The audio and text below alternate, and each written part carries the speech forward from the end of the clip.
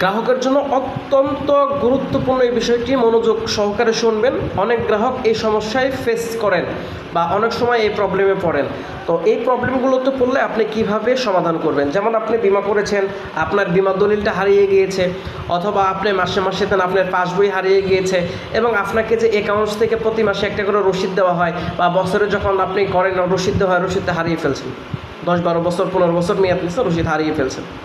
অথবা আপনি পাসবই বা দলিল হারাইছেন। রসিদ হারাইলে ততটুকু সমস্যা হয় না, পাসবই এবং দলিলের ক্ষেত্রে যে সমস্যা, আপনি তো বড় বড় বিমা করছেন, এখন তো দলিল দিয়েছে, দলিলটা হারিয়ে গিয়েছে বা পাসবই হারিয়ে গিয়েছে, সেই ক্ষেত্রে আপনি কর্মকর্তাদের সাথে যোগাযোগ করে কোম্পানি নির্ধারিত কিছু খরচ আছে, যেমন বাৎসরিক কোনো প্রিমিয়াম করলে আপনার বিমা অঙ্কের উপরে একটি খরচ, এটা কোনো স্ট্যাম্প বা কোনো অতিরিক্তই না, এটা হচ্ছে আপনাকে একটা জিডি করতে হবে, আপনার হচ্ছে এটা আবার উকিল দ্বারা লটারি করতে হবে, এরপরে এটা করতে হবে। আর টোটাল খরচটা যদি আপনি দিয়ে দেন, কোম্পানি কর্মকর্তা সেটা করে নিয়ে আপনাকে আর একটা সেম আপনি যেরকম দলিল পাইছেন ওই রকম একটা দলিল আপনাকে দেবে।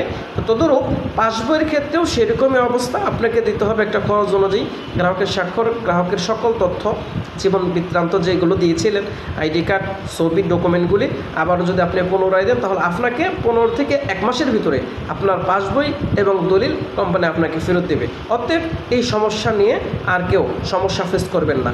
আপনি 10-12 বছর বই করেছেন, হারিয়ে যেতেই পারে, বন্যা আসতে পারে, দুর্যোগ হইতে পারে, হারিয়ে গেছে, এখন আপনি তো এটা খেয়ে ফেলেন নাই, হারিয়ে গেছে, আমি টাকা জমা দিছি, বিমার থেকে টাকা পাবো না, এইটা কোনো সমস্যা না। এটা কোম্পানিকে জানালে পাসবই দলিল আপনাকে পুনরায় আবারও কোম্পানি করে দেবে। এই জন্য হতাশ হবেন না।